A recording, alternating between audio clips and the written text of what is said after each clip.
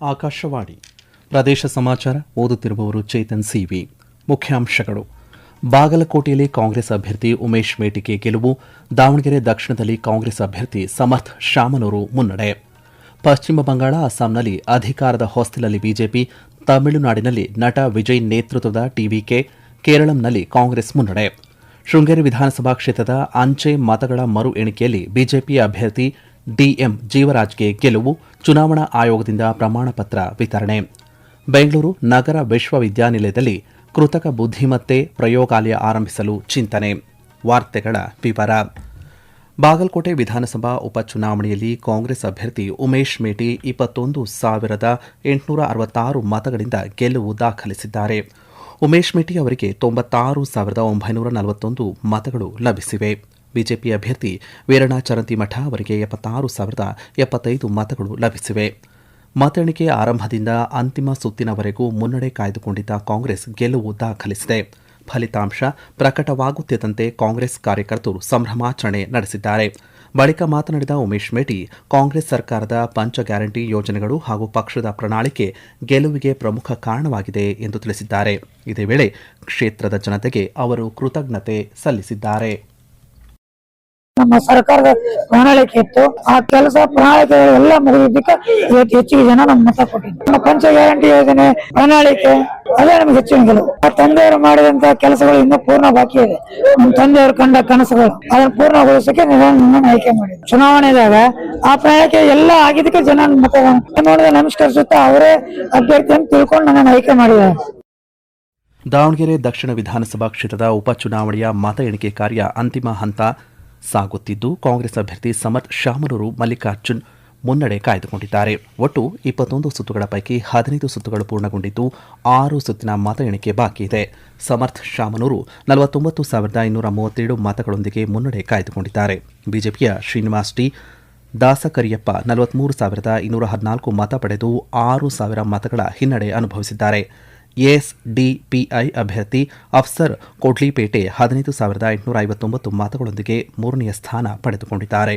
ಆರಂಭಿಕ 7 ಸುತ್ತುಗಳವರೆಗೆ ಬಿಜೆಪಿ ಮತ್ತು ಕಾಂಗ್ರೆಸ್ ನಡುವೆ ತುರುಸಿನ ಸ್ಪರ್ಧೆ ಇತ್ತಾದರೂ 8ನೇ ಸುತ್ತಿನಿಂದ ಸಮರ್ಥ್ ಅವರು ಸತತವಾಗಿ ಮುನ್ನಡೆ ಕಾಯ್ದುಕೊಳ್ಳುತ್ತಾ ಬಂದಿದ್ದಾರೆ. ಮುಸ್ಲಿಂ ಮತಗಳ ಧ್ರುವೀಕರಣದ ನಿರೀಕ್ಷೆಯಲ್ಲಿದ್ದ ಎಸ್ಡಿಪಿಐ ಅಭ್ಯರ್ಥಿ ಅಫ್ಸರ್ ಕೊಡ್ಲಿಪೇಟೆ ಅವರು 15,000 ಮತಗಳ ಗಡಿ ದಾಟಿದ್ದರೂ ಪ್ರಮುಖ ಎರಡೂ ಪಕ್ಷಗಳಿಗೆ ಪೈಪೋಟಿ ನೀಡುವಲ್ಲಿ ವಿಫಲರಾಗಿದ್ದಾರೆ. ತೀವ್ರ ಕುತೂಹಲ ಕೆರಳಿಸಿರುವಂತಹ 4 ರಾಜ್ಯ ಮತ್ತು ಕೇಂದ್ರಾಡಳಿತ ಪ್ರದೇಶದ ವಿಧಾನಸಭಾ ಚುನಾವಣೆಯ ಮತ ಎಣಿಕೆ ಪ್ರಕ್ರಿಯೆ ಭರದಿಂದ ಸಾಗಿದೆ. ಪಶ್ಚಿಮ ಬಂಗಾಳದ 294 ಕ್ಷೇತ್ರಗಳ ಪೈಕಿ ಬಿಜೆಪಿ 194 ಕ್ಷೇತ್ರಗಳಲ್ಲಿ, ತೃಣಮೂಲ ಕಾಂಗ್ರೆಸ್ 93, ಸಿಪಿಎಂ 1 ಹಾಗೂ ಇತರೆ ಪಕ್ಷಗಳು 4 ಕ್ಷೇತ್ರಗಳಲ್ಲಿ ಮುನ್ನಡೆ ಸಾಧಿಸಿವೆ. ಅಸ್ಸಾಂನಲ್ಲಿ ಸದ್ಯಕ್ಕೆ ಲಭ್ಯವಾಗಿರುವಂತಹ 126 ಕ್ಷೇತ್ರಗಳ ಮಾಹಿತಿಯ ಪ್ರಕಾರ ಬಿಜೆಪಿ 10 ಕ್ಷೇತ್ರಗಳಲ್ಲಿ ಜಯ ದಾಖಲಿಸಿದೆ. ಎಜಿಪಿ 1, ಬೋಡೋಲ್ಯಾಂಡ್ ಪೀಪಲ್ಸ್ ಫ್ರಂಟ್ 2 ಕ್ಷೇತ್ರಗಳಲ್ಲಿ ಗೆಲುವು ಸಾಧಿಸಿದೆ. ಉಳಿದಂತೆ ಬಿಜೆಪಿ 69 ಕ್ಷೇತ್ರಗಳಲ್ಲಿ, AGP 7, Bodoland Peoples Party 8, Congress 25 ಕ್ಷೇತ್ರಗಳಲ್ಲಿ ಮುನ್ನಡೆ ಗಳಿಸಿದೆ. ತಮಿಳುನಾಡಿನಲ್ಲಿ 234 ಕ್ಷೇತ್ರಗಳ ಪೈಕಿ ನಟ ವಿಜಯ್ ನೇತೃತ್ವದ ಹೊಸ ಪಕ್ಷ ತಮಿಳಿಗ ವೆಟ್ರಿ ಕಾಳಗಂ ಟಿವಿಕೆ 110 ಕ್ಷೇತ್ರಗಳಲ್ಲಿ ಮುನ್ನಡೆಯೊಂದಿಗೆ ಅಧಿಕಾರದ ಗದ್ದುಗೆ ಏರಲು ದಾಪುಗಾಲು ಇಡುತ್ತದೆ. ಆಡಳಿತಾರೂಢ ಡಿಎಂಕೆ 49 ಕ್ಷೇತ್ರಗಳಲ್ಲಿ, ಎಐಎಡಿಎಂಕೆ 57 ಕ್ಷೇತ್ರಗಳಲ್ಲಿ ಹಾಗೂ ಪಿಎಂಕೆ 5 ಕ್ಷೇತ್ರಗಳಲ್ಲಿ, ಭಾರತೀಯ ರಾಷ್ಟ್ರೀಯ ಕಾಂಗ್ರೆಸ್ 4 ಕ್ಷೇತ್ರಗಳಲ್ಲಿ, ಬಿಜೆಪಿ 1 ಕ್ಷೇತ್ರದಲ್ಲಿ, ಇತರೆ 9 ಕ್ಷೇತ್ರಗಳಲ್ಲಿ ಮುನ್ನಡೆ ಸಾಧಿಸಿವೆ. ಕೇರಳಂನಲ್ಲಿ ಒಟ್ಟು 140 ಸ್ಥಾನಗಳ ಪೈಕಿ ಕಾಂಗ್ರೆಸ್ 10 ಕ್ಷೇತ್ರಗಳಲ್ಲಿ ಗೆಲುವು ಸಾಧಿಸಿದ್ದು 50 ಕ್ಷೇತ್ರಗಳಲ್ಲಿ ಮುನ್ನಡೆ ಕಾಯ್ದುಕೊಂಡಿದೆ. ಎಲ್ಡಿಎಫ್ 5 ಕ್ಷೇತ್ರಗಳಲ್ಲಿ ಗೆಲುವು ಸಾಧಿಸಿದ್ದು 23 ಕ್ಷೇತ್ರಗಳಲ್ಲಿ ಮುನ್ನಡೆ ಕಾಯ್ದುಕೊಂಡಿದೆ.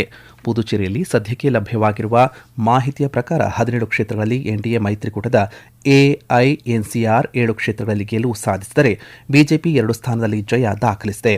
ಎಐಎಡಿಎಂಕೆ, ಕಾಂಗ್ರೆಸ್, ಡಿಎಂಕೆ ತಲಾ 1 ಕ್ಷೇತ್ರಗಳಲ್ಲಿ ಗೆದ್ದಿದ್ದು ಪಕ್ಷೇತರ ಅಭ್ಯರ್ಥಿಗಳು 2 ಕ್ಷೇತ್ರಗಳಲ್ಲಿ ಗೆಲುವು ದಾಖಲಿಸಿದ್ದಾರೆ. ಪಶ್ಚಿಮ ಬಂಗಾಳ, ತಮಿಳುನಾಡು, ಅಸ್ಸಾಂ ಹಾಗೂ ಪುದುಚೇರಿ, ಕೇರಳಂ ರಾಜ್ಯಗಳ ಚುನಾವಣಾ ಫಲಿತಾಂಶ ಕುರಿತಂತೆ ನಾಯಕರು ಪ್ರತಿಕ್ರಿಯೆ ನೀಡಿದ್ದಾರೆ.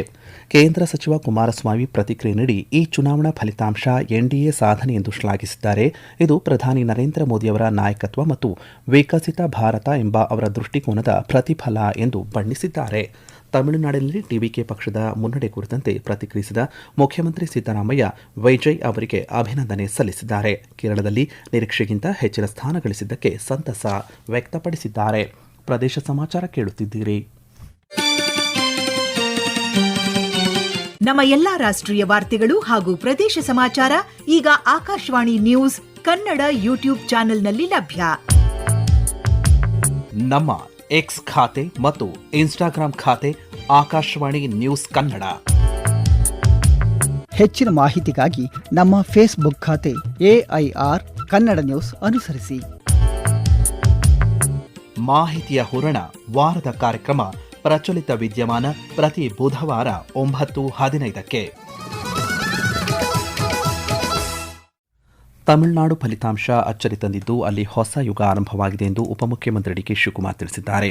ಬೆಂಗಳೂರಿನಲ್ಲಿಂದು ಪಂಚರಾಜ್ಯಗಳ ಚುನಾವಣಾ ಫಲಿತಾಂಶ ಕುರಿತು ಪ್ರತಿಕ್ರಿಯೆ ನೀಡಿದ ಅವರು ತಮಿಳುನಾಡು ಫಲಿತಾಂಶ ಗ್ರಹಿಸಲು ಸಾಧ್ಯವೇ ಇಲ್ಲ ಎಂದು ಅಭಿಪ್ರಾಯಪಟ್ಟಿದ್ದಾರೆ. ಕೇರಳಂನಲ್ಲಿ ಕಾಂಗ್ರೆಸ್ಗೆ ದೊಡ್ಡ ಬೆಂಬಲ ದೊರೆತಿದೆ ಎಂದು ಹೇಳಿದ್ದಾರೆ. ಅಸ್ಸಾಂನಲ್ಲಿ ಇನ್ನೂ ಹೆಚ್ಚು ಸ್ಥಾನ ಗಳಿಸುವ ನಿರೀಕ್ಷೆ ಇತ್ತು. ಪಶ್ಚಿಮ ಬಂಗಾಳದಲ್ಲಿ ಮತದಾರರ ಪಟ್ಟಿಯನ್ನು ಅಳಿಸಿ ಹಾಕಿರುವ ಹಿನ್ನೆಲೆಯಲ್ಲಿ ಟಿಎಂಸಿಗೆ ಹಿನ್ನಡೆಯಾಗಿದೆ ಎಂದು ತಿಳಿಸಿದ್ದಾರೆ. ಇದೇ ವೇಳೆ ದಾವಣಗೆರೆ ದಕ್ಷಿಣ ಮತ್ತು ಬಾಗಲಕೋಟೆ ವಿಧಾನಸಭಾ ಕ್ಷೇತ್ರಗಳಲ್ಲಿ ಕಾಂಗ್ರೆಸ್ ಅಭ್ಯರ್ಥಿಗಳು ಗೆಲುವು ಸಾಧಿಸುವ ವಿಶ್ವಾಸ ವ್ಯಕ್ತಪಡಿಸಿದ್ದಾರೆ. ರಾಜ್ಯ ಸರ್ಕಾರದ ಆಡಳಿತದ ದುರುಪಯೋಗ ಹಾಗೂ ಹಣದ ಹೊಳೆಯಿಂದ ಬಾಗಲಕೋಟೆಯಲ್ಲಿ ಬಿಜೆಪಿಗೆ ಹಿನ್ನಡೆಯಾಗಿದೆ ಎಂದು ಮಾಜಿ ಮುಖ್ಯಮಂತ್ರಿ ಮತ್ತು ಸಂಸದ ಜಗದೀಶ್ ಶೆಟ್ಟರ್ ಆರೋಪ ಮಾಡಿದ್ದಾರೆ. ಹುಬ್ಬಳ್ಳಿಯಲ್ಲಿ ಸುದ್ದಿಗಾರರೊಂದಿಗೆ ಮಾತನಾಡಿದ ಅವರು, ದಾವಣಗೆರೆಯಲ್ಲಿ ಇನ್ನು ಫಲಿತಾಂಶ ಬರಬೇಕಾಗಿದೆ. ಕೊನೆ ಕ್ಷಣದಲ್ಲಿ ಏನು ಬೇಕಾದರೂ ಆಗಬಹುದು. ಹೀಗಾಗಿ ಕಾದು ನೋಡಬೇಕಿದೆ ಎಂದು ತಿಳಿಸಿದ್ದಾರೆ. ಸಚಿವ ಸಂಪುಟದ ಎಲ್ಲ ಪ್ರತಿಯೊಬ್ಬರು ಒಂದೊಂದು ಗ್ರಾಮ ಪಂಚಾಯತಿವರೆಗೂ ಅವರು ತಮ್ಮ ಹಣ ಖರ್ಚು ಮಾಡುವಂಥದ್ದು ಮತ್ತು ಅಧಿಕಾರ ದುರುಪಯೋಗ ಮಾಡುವಂಥದ್ದು ಅಲ್ಲಿ ಕೆಲಸ ಆಗಿದ್ದರಿಂದ ಅಲ್ಲಿ ನಮಗೆ ಹಿನ್ನಡೆ ಆಗಿದೆ. ಮತ್ತು ದಾವಣಗೆರೆಯಲ್ಲಿ ಇನ್ನೂ ಕೊನೆಯ ಹಂತದ ಚುನಾವಣೆ ಫಲಿತಾಂಶದವರೆಗೂ ನಾವು ವೇಟ್ ಮಾಡಬೇಕಾಗ್ತದೆ. ಯಾಕಂದರೆ ಮೊದಲ 4-5 ರೌಂಡ್ಸ್ನಲ್ಲಿ ಭಾರತೀಯ ಜನತಾ ಪಾರ್ಟಿ ಮುನ್ನಡೆ ಇತ್ತು. ಹೀಗೆ ಕಾಂಗ್ರೆಸ್ ಮುನ್ನಡೆ ಅನ್ನುವಂಥದ್ದು ಬರ್ತಾ ಇದೆ ಕೆಲವು ರೌಂಡ್ಸ್ಗಳಲ್ಲಿ. ಹೀಗಾಗಿ ಕೊನೆಯವರೆಗೆ ಏನಾಗ್ತದೆ ಹೇಳಕ್ ಬರಲ್ಲ ದಾವಣಗೆರೆ. ಆ ಹಿನ್ನೆಲೆ ಇಟ್ಕೊಂಡು ಇವತ್ತು ಈ ಒಂದು ಉಪಚುನಾವಣೆ ಏನಿದೆ ಇದೇ ಎಲ್ಲದಕ್ಕೂ ದಿಕ್ಸೂಚಿ ಅನ್ನುವಂಥದ್ದಲ್ಲ. ಆದರೆ ಚಿಕ್ಕಮಗಳೂರಿನ ಶೃಂಗೇರಿ ವಿಧಾನಸಭಾ ಕ್ಷೇತ್ರಕ್ಕೆ 2023 ಮೇ 2ರಂದು ನಡೆದಂತಹ ಚುನಾವಣೆಯ ಅಂಚೆ ಮತಗಳ ಮರು ಎಣಿಕೆಯಲ್ಲಿ ಬಿಜೆಪಿ ಅಭ್ಯರ್ಥಿ ಡಿಎನ್ ಜೀವರಾಜ್ ಹೆಚ್ಚು ಮತಗಳನ್ನು ಪಡೆದುಕೊಂಡಿದ್ದಾರೆ. ಚಿಕ್ಕಮಗಳೂರು ಚುನಾವಣಾಧಿಕಾರಿ ಗೌರವ್ ಕುಮಾರ್ ಶೆಟ್ಟಿ ಇಂದು ಅಧಿಕೃತ ಆಯ್ಕೆ ಪ್ರಮಾಣ ಪತ್ರ ವಿತರಣೆ ಮಾಡಿದ್ದಾರೆ. ಬಳಿಕ ಮಾಧ್ಯಮಗಳಿಗೆ ಪ್ರತಿಕ್ರಿಯೆ ನೀಡಿದ ಜೀವರಾಜ್, 3 ವರ್ಷಗಳ ಹೋರಾಟದ ಫಲವಾಗಿ ನ್ಯಾಯಾಲಯದಲ್ಲಿ ಜಯ ಸಿಕ್ಕಿದೆ. 4ನೇ ಬಾರಿಗೆ ಶೃಂಗೇರಿ ಕ್ಷೇತ್ರದ ಶಾಸಕನಾಗಿ ಆಯ್ಕೆಯಾಗಿರುವುದು ಸಂತಸ ತಂದಿದೆ ಎಂದು ಹೇಳಿದ್ದಾರೆ. ಮಾಜಿ ಮುಖ್ಯಮಂತ್ರಿ ದಿವಂಗತ ಕೆಸಿ ರೆಡ್ಡಿ ಒಬ್ಬ ಸಮರ್ಥ ಪ್ರಾಮಾಣಿಕ ಆಡಳಿತಗಾರರಾಗಿದ್ದು ಸಾರ್ವಜನಿಕ ಜೀವನದಲ್ಲಿ ಅತ್ಯಂತ ಪ್ರಾಮಾಣಿಕತೆಯಿಂದ ನಡೆದುಕೊಂಡವರು ಎಂದು ಮುಖ್ಯಮಂತ್ರಿ ಸಿದ್ದರಾಮಯ್ಯ ಅವರನ್ನು ಸ್ಮರಿಸಿದ್ದಾರೆ. ದಿವಂಗತ ಕೆಸಿ ರೆಡ್ಡಿ ಅವರ ಜನ್ಮದಿನದ ಅಂಗವಾಗಿ ವಿಧಾನಸೌಧದ ಪಶ್ಚಿಮ ದಿಕ್ಕಿನಲ್ಲಿರುವಂತಹ ಅವರ ಪ್ರತಿಮೆಗೆ ಮಾಲಾರ್ಪಣೆ ಮಾಡಿ ಮಾತನಾಡಿದ ಅವರು, ಕೆಸಿ ರೆಡ್ಡಿಯವರ ಆಡಳಿತದ ಹೆಜ್ಜೆಗಳು ನಮಗೆ ದಾರಿದೀಪ ಎಂದು ತಿಳಿಸಿದ್ದಾರೆ.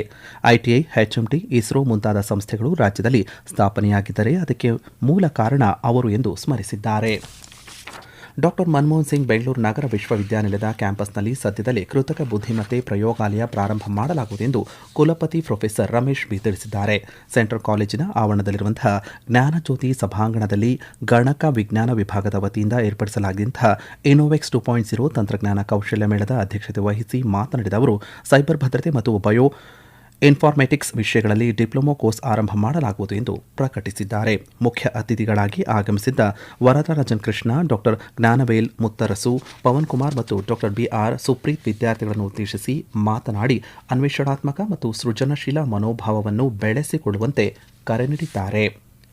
ತಾತ್ಕಾಲಿಕವಾಗಿ ಬಂದ್ ಆಗಿದ್ದಂತಹ ಬೆಂಗಳೂರಿನ ಕಬ್ಬನ್ ಪಾರ್ಕ್ ಮೆಟ್ರೋ ಸ್ಟೇಷನ್ ಬೆಳಗ್ಗೆ 11 ಗಂಟೆಯಿಂದ ಪುನರ್ ಆರಂಭಗೊಂಡಿದೆ.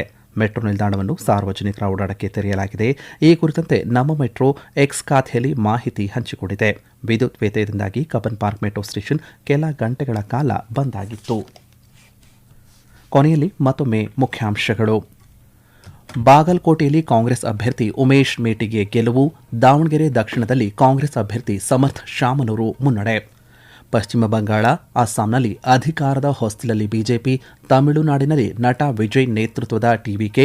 ಕೇರಳಂನಲ್ಲಿ ಕಾಂಗ್ರೆಸ್ಗೆ ಮುನ್ನಡೆ. ಶೃಂಗೇರಿ ವಿಧಾನಸಭಾ ಕ್ಷೇತ್ರದ ಅಂಚೆ ಮತಗಳ ಮರು ಎಣಿಕೆಯಲ್ಲಿ ಬಿಜೆಪಿ ಅಭ್ಯರ್ಥಿ ಡಿಎಂ ಜೀವರಾಜ್ಗೆ ಗೆಲುವು. ಚುನಾವಣಾ ಆಯೋಗದಿಂದ ಪ್ರಮಾಣ ಪತ್ರ ವಿತರಣೆ. ಬೆಂಗಳೂರು ನಗರ ವಿಶ್ವವಿದ್ಯಾನಿಲಯದಲ್ಲಿ ಕೃತಕ ಬುದ್ಧಿಮತ್ತೆ ಪ್ರಯೋಗಾಲಯ ಆರಂಭಿಸಲು ಚಿಂತನೆ. ಇಲ್ಲಿಗೆ ಪ್ರದೇಶ ಸಮಾಚಾರ ಮುಕ್ತಾಯವಾಯಿತು. ನಮ್ಮ ಮುಂದಿನ ವಾರ್ತಾ ಪ್ರಸಾರ ಸಂಜೆ 6:40 ನಿಮಿಷಕ್ಕೆ.